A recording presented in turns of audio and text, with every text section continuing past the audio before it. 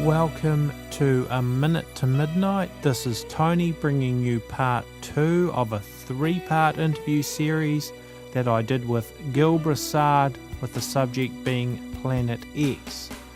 Now, if you enjoyed part 1, I think you're going to find part 2 absolutely fascinating.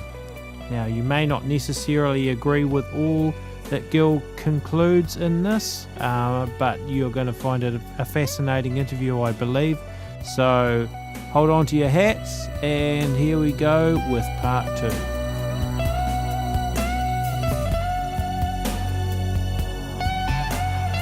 We're welcoming Gill Broussard back for part 2 of the fascinating interview series about Planet 7X, or Planet Nibiru, or Planet X, whatever you want to call it. So thank you, Gill, to be back here, and we'll continue from where we left off.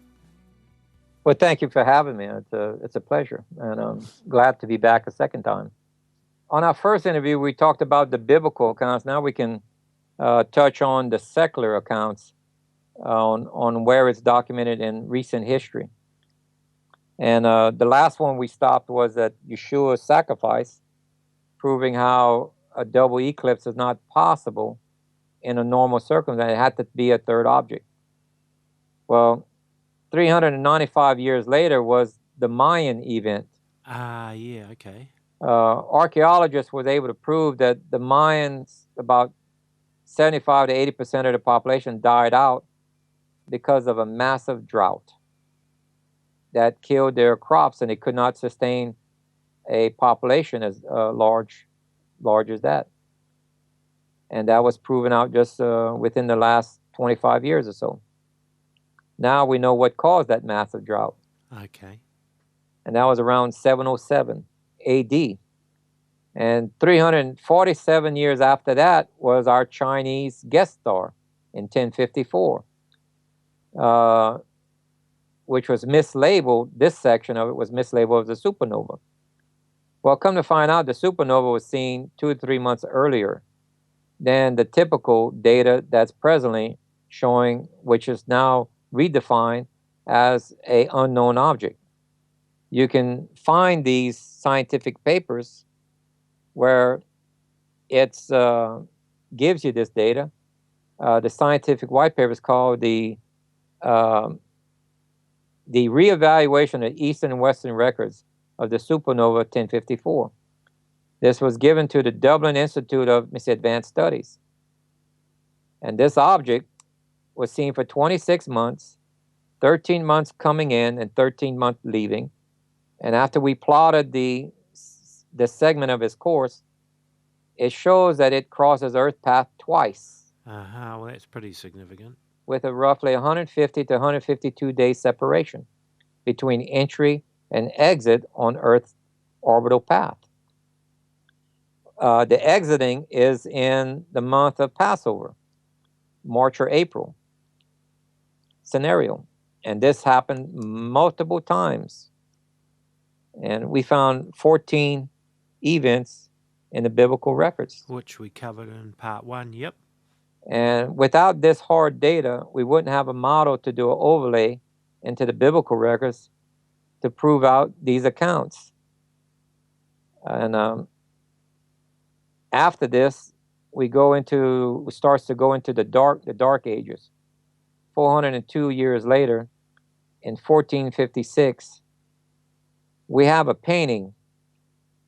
This painting shows, it is first documented, people say that this was Halley's Comet in the painting. Well, I have a problem with that because there's 2 objects showing like a tail of a comet in the painting. Very interesting. And the circumstances in the painting don't relate to Halley's Comet. Okay, yeah. They're showing starvation or famine of some type because they're holding their stomachs, the people in the painting. You see trees snapped in half like from a massive earthquake or winds. Wow. Then you have uplifted ground where the town is raised. Far out. You have fiery hail coming from heaven that's putting some of the buildings on fire, and you can tell that there was an earthquake because some of the buildings are knocked down. Wow. That's not typical with Halley's Comet. Do you know where people can actually see this picture? Well, it's in the book for the PDF if they wish to download the PDF, or it's in, I forgot what museum it's in. Okay, but it's in your PDF file. Yes, it's in year 1456. Great. So people should download Gill's PDF file. Great. Yep. And I'll leave a link to where they can do that. Yeah, it's planet7x.net. At the bottom of it, there's two different links where they can download a lot of the data. That's for free. Great. And so this was during the Dark Ages, and this is one of the reasons why it was called so dark, because it was devastating to the local inhabitants of Earth in that region of Europe and such. And then when we go back, the next event was 241 years later, in 1697. Well, this was during the time of Newton. This is about the mid-age of Newton's reign on Earth. Well, we have a wood carving from Germany that shows two objects the size of the sun, showing extreme brightness, let's say. Mm-hmm. And the people on Earth are pointing only to the object to the right. So this object, which they claim was a comet, well, if you know anything about the size of comets, it wouldn't be the same size of the sun. Mm. That would make it almost equal. Remember, the moon and the sun are equal in size visually. Yeah. So this object roughly would have to be, this object was about 8 million miles away at the time that it passed, if it was roughly 7 times the diameter of Earth. Yeah. And it would give you a visual perspective of equal to the size of the moon and the sun. So just for people, why would the orbit be different each time? Like you're saying it's further away, and then other times it's come between Earth and the moon. How does that work? Well, the orbit of this object holds just like a train on a track. It's always going to pass in the same track. But Earth has 12 months that it's orbiting around the sun in a different position. Yeah. So Earth can be in a different position at the time of the crossing.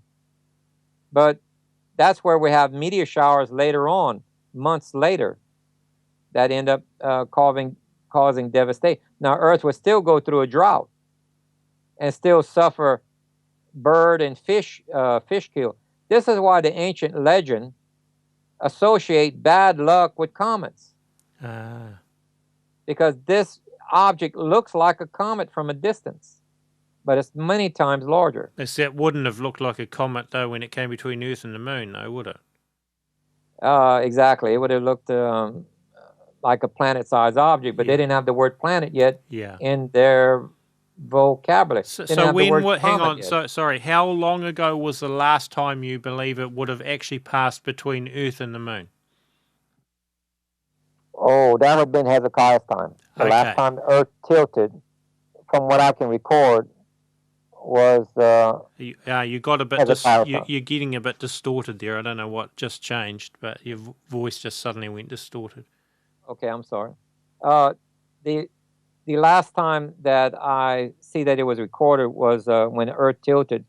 The last time was Hezekiah. Yeah, see, I'm just kind of laying the ground because many people will be going, hang on, it can be quite confusing, so it's just kind of clarifying those points. And, of course, our written history is so much better in the last few hundred years than it was in Hezekiah's day. So, yeah. But keep in mind we had religious authorities or the government around this time period, and they did censoring. Yeah. They would pick up any document. Because that's what the scientists say, because when they were looking at the scientific paper, they were looking for supernova. And they claim, they make this outright point, that it's mysteriously lacking in the European records due to censorship, is what they attribute it to. Either Yeah. that or it was a volcano that darkened the skies for 26 months, which is unlikely. Yeah. So they clearly point that it was censorship. Well, keep in mind, the scientists felt that they were looking for a supernova. The church knew that it was this object because they have documented records of it. That's why you have the Vatican spending $30 million on an observatory in Arizona. Yeah. You You believe see? that's what they're looking at? You have their own words saying that. You have one of their head astronomers, Malachi Martin, that says Yeah. that that's what they were doing. Yeah. And that they found it. This happens to be the same region of space that the Voyager and Pioneer probes went. This is the constellation Sagittarius.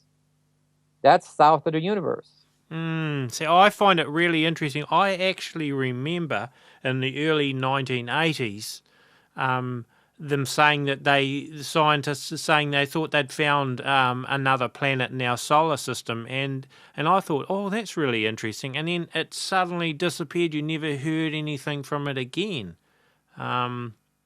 It's like they're hiding something that they discovered, perhaps. Well, you also got to watch out for disinformation. When you read once they wanted to draw the public off of track, they published things in the Washington Post that they said that they found something in the constellation Orion, but that's not south of the universe, and that's not where the astronomers said. Well, that's not where they sent the Pioneer probes. Okay. Remember, they sent the first two opposite of each other. Right. And that gave them the signal which direction to send the other two probes. One probe was speeding up and one was slowing down. Gravity is tugging at it, or the magnetic pull of it is tugging at it, speeding up a probe and slowing down the other one that was going opposite direction.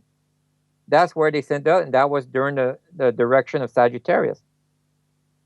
Anytime they want to point you in opposite direction, they'll point you to constellation Orion. That's false information. Right.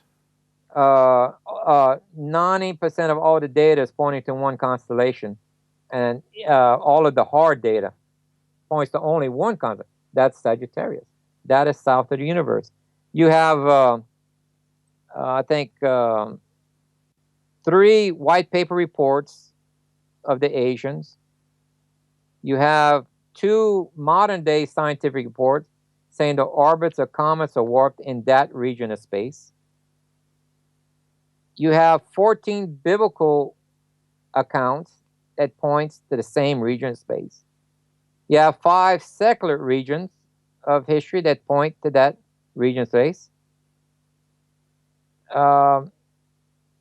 We have all of this scientific data and biblical data. This is not an accident. You cannot repeatedly get the data correct that matches the Chinese model, having the orbital mechanics correct, Kepler's laws of planetary motion, the sequence of events between siding and tilting and meteor shower and droughts, having that all correct in the proper sequence without them witnessing a real event, because they didn't have the science to fake it. Yeah. And speaking about faking science, I mean, I see all over the internet there's people claiming to have seen Planet X, and then there's the Google Sky thing that they had a blacked out piece, and then you see this winged object in there suddenly appears. I mean, I've not seen anything that's convinced me at all. They've all seemed like pretty dodgy videos and different things. What do you think about all of this? Has there been any actual sightings? Are we really heading towards it soon? And if so, why? Well, there's sightings, but they're keeping it quiet. The Vatican has sightings, the NASA has sightings, but in the public realm, there is no sightings in the public realm. So they're all hoaxes, all the public ones? Yeah, most of the public are not, they're not even reached a level of amateur astronomer where they can tell what a a sundog is yet. If they go look in Wikipedia, they'll see numerous different types, and you have to have the right conditions for a sundog, and it's a mirage. A mirage looks extremely real. But guess what? You can't focus a telescope on it and get detailed surface pictures of a planet because it goes right through. It's like looking at fog. You can't focus on fog. Okay? So there's 2 to 3 million amateur astronomers. When this appears to us, someone in the astronomy community would take you detailed pictures that you can tell this is a planet. Yeah. It will not be taken from an iPhone and as the first level of evidence. Yeah. No, it's going to look like a star first. A star that's about equivalent to Jupiter in the nighttime sky, just like you look at Jupiter at night. Yeah. But it'll be as bright as Venus. Okay, yeah. And that's how you know that this is not your typical object. Because any astronomer, amateur or professional, can look at the stars and tell you which one's Jupiter and which one's Venus. Yeah. Because of the size and the reference of brightness. Well, this object is going to meet both of those. And keep in mind now, if I've had comments from retired NASA engineers that's called me that said, I connected the dots for them, that now it makes sense to them on the projects that they were working on, that this object is real to them. Well, that sure says something. And if we run the model back, normal Kepler laws of planetary motion and everything, when it reached the orbit of Neptune, it would take 16 years to reach the sun. Okay.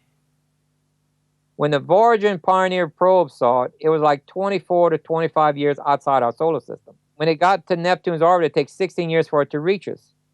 That's roughly year 2000 to 2001. That would take 16 years. That meant, hey, guess what? We're here now. Right, so you're expecting us to see it in 2016, is that what you're saying? 2016, 2007. Visually, we'll start to see it, but there's a good chance. Remember, I don't have a crystal ball. I can't predict the future. Yeah. I'm just going with data, and this is an estimate, an educated guess off of the data. Yeah. My full estimate, I gave a window of 2013 to 2030 as a full possible. Now, anybody that can guess a window of return on an object who have yet to see, that's hitting the bullseye. If you can guess it within in astronomical terms. Yeah. But the biblical kind of narrows these things down a little bit further. I believe it has to either happen on a Sabbath or a Jubilee year, right after those two are finished. Yeah. Well, a Sabbath year is just about finished with, and we're going into a Jubilee year. Though there is some, I'm not sure that it's the Jubilee year is absolutely pinpointed to be definitely this year. Some people say it is, and some people say it's not a Jubilee year this year. So Correct. I'm a little bit confused on that one, but I have certain markers using astronomy and certain events that took place, like the Nebra disk. Also, when the Second Temple was destroyed. Yeah. The Second Temple was not destroyed in 70 A.D. It was 68 A.D. Okay. The Jews have outside records that state this. Now, within that records, the reason why I'm qualifying it was 68, because they documented a comet. Okay. Before they were attacked. And they said it was a Jubilee. I didn't know that. The comet signified to them that something terrible. Well, guess what? When I go back into the records, there's no comet that crossed within visual sight of Earth, its inhabitants, in year 70. But guess what? In 68, that was Halley's Comet. Well, that's certainly interesting. And puts a spin on it. And they started the fight at the beginning of the Hebrew year. It took the Romans, you go back in the Romans record, it said it took 5 months of fighting. Yeah. And the Jews said on the 9th of Av is when the temple fell. Yep, yeah, that's right. Yep, I was aware of that one. Well, guess what? It matches the records from the beginning of the year with the sighting of Halley's Comet. 5 months later, it's the year of Av, the month of Av, and the 9th of Av with 5 months span in between it. Wow. It also marks a jubilee at the beginning of that. Okay. And I have, in other words, with the Niebuhr disk, we can go back now and calculate Joseph's father, which was Jacob, I believe. And they said 400 years, who was renamed Israel. Israel would be 400 years before entering Canaan. Well, guess what? He said when you enter Canaan would be your first jubilee. Interesting, yeah. Well, according to Niebuhr disk, we can calculate when they entered Canaan. This next jubilee is 70th jubilee, the 70th jubilee. Yes, yep. It is also the 70th year in 1947 when it was declared on paper to become a country. Yeah, 47, 48. And the Bible says, this generation shall not die out before all is fulfilled. Yeah. Well, at the age of accountability is 12 or 13. Yeah. For a male, depending on the way you count, on whether the old way or the new way. Yeah. So that means they're 83 years old in 2016. We can't go to the next jubilee. They'll be 133. Unless the generation starts from Jerusalem being captured in 1967, because some people say that is when to start the generation rather than 1948. So, which would take us to 2028 also. But that doesn't line up with the past jubilees that I could spot, which was documented. So if we don't see Planet X if we don't see Planet X in 2016 or 2017, what are you saying that there's going to? Then that would prove that we don't have the jubilee. Correct. Yeah. Okay. Because remember seal 3 and 4. Seal 3 is economic collapse. Yep. Seal 4 mentions war and famine. Well, for the Almighty is not going to call his people on a cell phone and say, prepare finances and food. Yeah. Because he already told you to do this on a jubilee and a Sabbath year. Yeah. Says get out of debt, prepare your finances, and stock up food for each of those years. Yeah. So his people already prepared during those years for seal 3 and 4. So I expect seal 3 and 4 to happen either Sabbath or Jubilee. Yeah. So if we have the Jubilee right, and seal 5 is a peace agreement, seal 6 is the first meteor shower, which happens in March. Well, why March? Why March? That's what the Chinese records show. That is Passover, March or April. Right. No, I'm not specifically saying March. I'm saying it has to happen in the month of Passover falls in between March and April, between those two. And it can vary up to, depending on the equinox and whether or not the grain is ripened or not. Because it's something you have to visually check out. You can't predetermine date ahead of time. Yeah. So this is going to coincide near Passover. Elijah and Moses show up for Passover meal, the feast. And I can roughly calculate 3.5 days later is when the crossing of this planet is going to happen, which is seal 6, the meteor shower. And 152 and 1/8 day later is the second meteor shower, which is at nighttime. The first one is during the daytime. The second one is at nighttime. Okay. And this is when a fiery mountain, a large meteor the size of a mountain, hits the Earth. You have a meteor shower also, but within that meteor is one large object, which will hit Earth so hard, and it's going to hit one of our oceans, which I believe is the Pacific Ocean. That tidal wave is going to cover many continents. It says Earth will wobble like a drunkard, like a hut in the wind. Every island and mountain is moved, and Earth is split.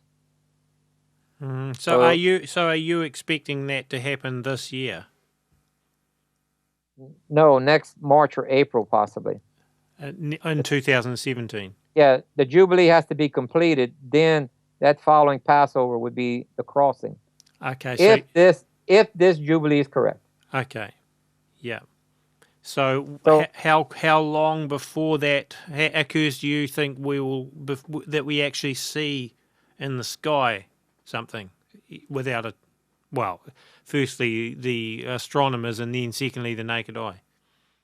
well, a naked eye should see a star anywhere from between 6 to 9 months, depending whether or not you have perfect skies or not.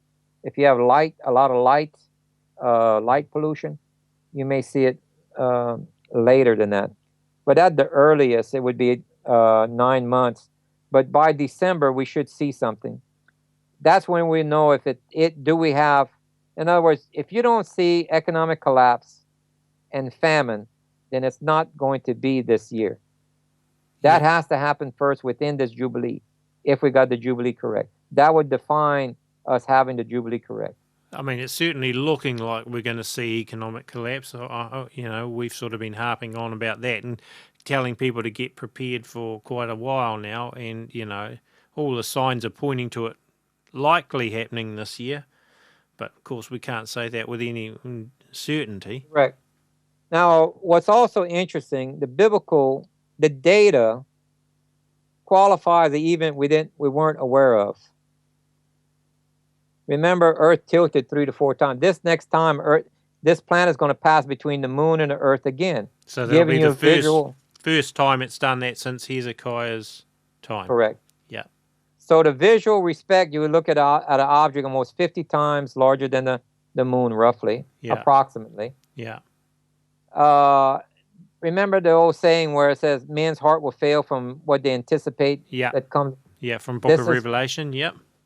This is visually going to be a stimulating event. It's actually Mark chapter 21, not Revelation. It says that. Yeah. Okay. Anyway, Good. Yep. Yep. And then Earth will start to tilt. Now, the dangerous part is you need to be on Earth where the pivot point of the tilt is, and the biblical data is giving us where the point's going to tilt at. That's in the Middle East. Around Jerusalem area is going to be the pivot point of the tilt. Okay. If you're 90 degrees from that pivot point of the tilt, which puts you about midway of South America or the East Coast, off the East Coast of America, through Greenland, you draw a line all the way around the globe that puts you smack dab in the middle of Australia, near the Philippines, right down through Alaska. That's where the high winds are going to be. Right. If you're 90 degrees from it, you're looking at Earth moving 1,800 miles in 6 hours. That's roughly 300-mile-an-hour winds on open water. Wow. And you're looking at on land, you're looking at probably close to 150-mile-an-hour winds. You're looking at Earth that's coming to a standstill for 12 hours. It's going to slow. And so the bulge of water around the equator, which is 12 kilometers, will start to dissipate towards the North and South Pole. You're looking at coastal flooding. When Earth starts to tilt, you're looking at water that normally was standing still and the continents are moving, but the water standing still. Therefore, you have a tidal surge going into the land 400 to 500 miles inland. Man, massive. The Bible says not to be anywhere on the coastline globally. It specifically says that in the text. Mm. The safe place to be would be in Jerusalem on a mountaintop. It specifically states 3 cities on the coastline of Jerusalem that are devastated by a tidal surge. Tel Aviv is one, Ashdod is another one, and then some other name is given. There are coastal cities on the coastline of Israel. Mm. If you're around Jerusalem, and it says in Joel chapter 2, I believe it is, verse 30 and 31. Matter of fact, 32. Well, matter of fact, 30 to 31 is interesting. It says, "I shall give a sign in the heaven, upon the earth blood and fire, and columns of smoke." Yeah. The sign in heaven is our planet. Yeah. Columns of blood and smoke is meteor shower or volcanoes going off. Yeah. next line it says the sun is turned into darkness and the moon into blood. That's a double eclipse. You can't have a double eclipse unless it's a third object. It says before the coming of the awesome day of Yahovah. Yeah. Now verse 32 says, and I shall be that, it says it shall be that everyone who calls on my name, Yahovah, shall be delivered. For on Mount Zion and in Jerusalem there shall be an escape. As Yahovah has said, among the survivor, or you can put that word remnant, who Yahovah has called. In Revelation it says a remnant is delivered to a place of safety in the wilderness. Yeah. Wilderness has never been defined as heaven. This is the first taking away. The second taking away is at the end of the 3.5 years of the Great Tribulation. But he says if you make it to the end without being in this place of safety, count yourself lucky. Very few of you will. So you think the Planet X kicks off the tribulation sort of thing? And then... Without a doubt. Yep, okay. Yep. What about in Revelation? Isn't there somewhere where it talks about the four winds being held back, or in silence or quietness? Well, it says the four angels hold back the winds. Well, yeah. the only way the winds stop moving on Earth is if Earth's rotation stops. Right. And this tells you, and keep in mind, it also states in other areas of the Scripture that he made noon into darkness and midnight into light. It tells you there's remember now after a 12-hour delay in Earth's rotation, guess what? Midnight is daylight and noon is nighttime. Ah, fascinating. Yeah, of course. If you read about the wise virgins of 5 wise and 5 foolish. Yeah. The difference between the two, remember, it says Yeshua comes mid of night, not midnight. Midnight is a modern term meaning 6 hours after sunset. Yeah, yeah. Mid of night is a different term. That night is going to be 12 extra hours. So he's coming mid of 24 hours nighttime. The wise virgins have 2 portions of oil. The generators globally for the 3 days prior to the arrival of this object crossing our path, all generators globally got to be shut off. Because as we're entering the tail of the plasma, it's like having an EMP wave.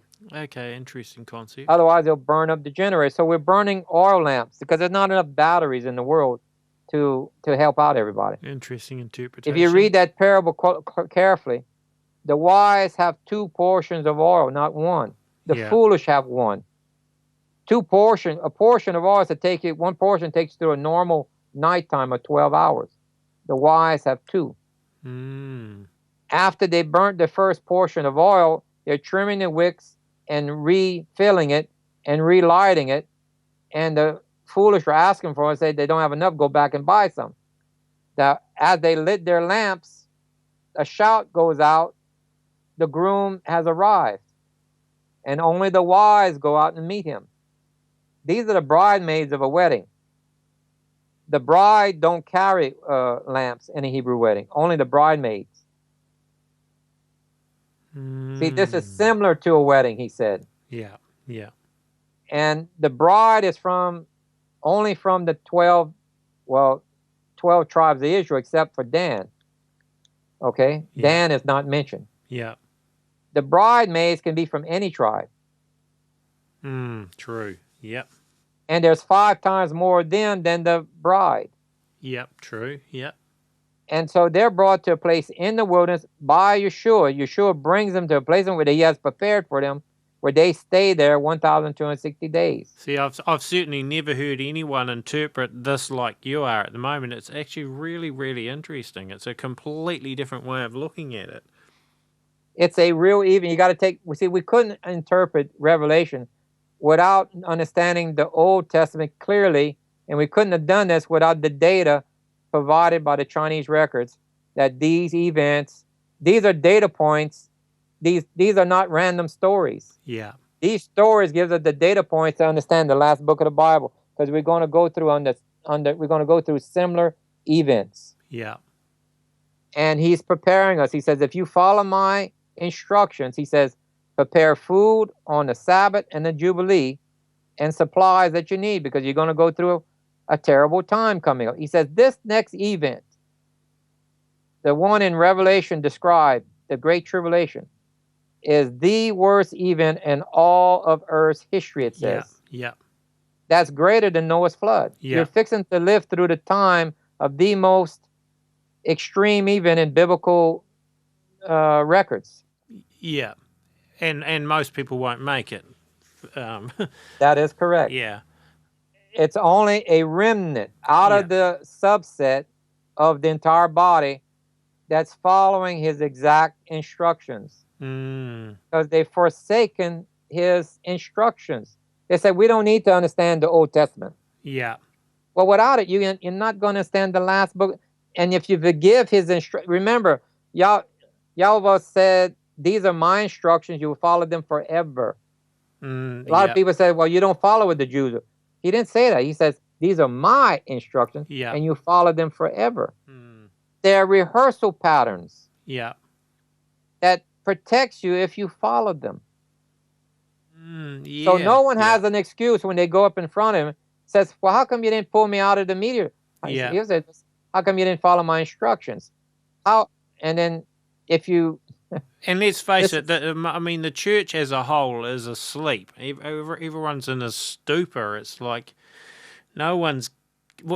As we're getting closer and closer to these signs, and now whether it ends up being in 2017 or whether it's 2028, or whether it's a thing that builds between now and then, I'm not exactly sure. But the point is that you can sense that it's getting really close. And yet when everyone should be awake in the church, the majority of Christians are asleep, it seems.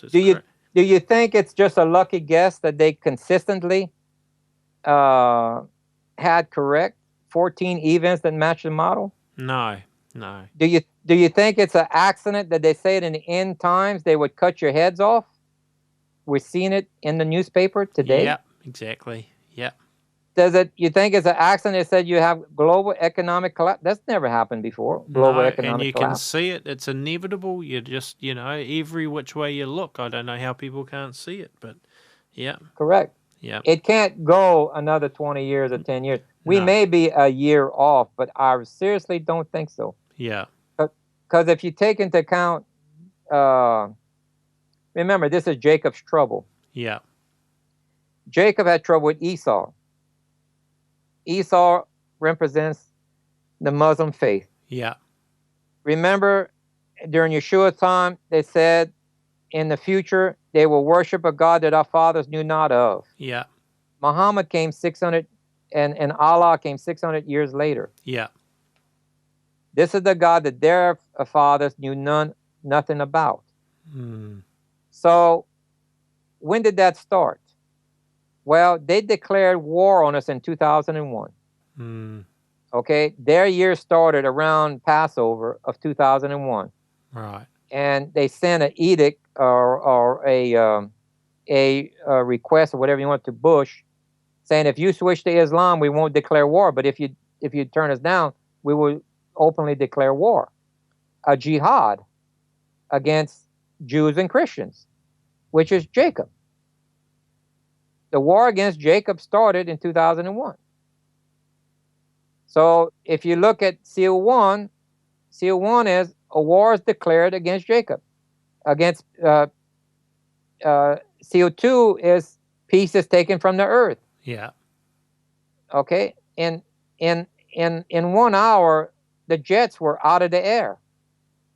And people were on terrorist alert globally. Yeah. Seal 3 is economic collapse. Yeah. Then 4 is famine. Okay, now. Okay, we'll stop it there, Gill, because I can see we've still got plenty more we can carry on with, so we'll turn that into part 3. So we'll just leave it here for part 2 and carry on in the next one. Sounds good. Okay, so that was part 2. We have a third part, which I hopefully will get out pretty soon as well, and it's also fascinating, as part 2 was, I think you will agree. Okay, if you haven't already done so, perhaps you would like to subscribe to our YouTube channel so that you don't miss it. Also, go to aminutetomidnight.com. We have articles there and we post all our videos on there. There's also a donate button, which we really appreciate it if people help out there. And all the music on all episodes of A Minute to Midnight are my own creations. I write and record all our music, and we have a link to rockshawsounds.com on the A Minute to Midnight website, and you can download the music and also sound effects packs. And if you use musical sound effects from rockshawsounds.com, you are directly helping to support aminutetomidnight.com as well. So until next time, this is Tony signing off for A Minute to Midnight.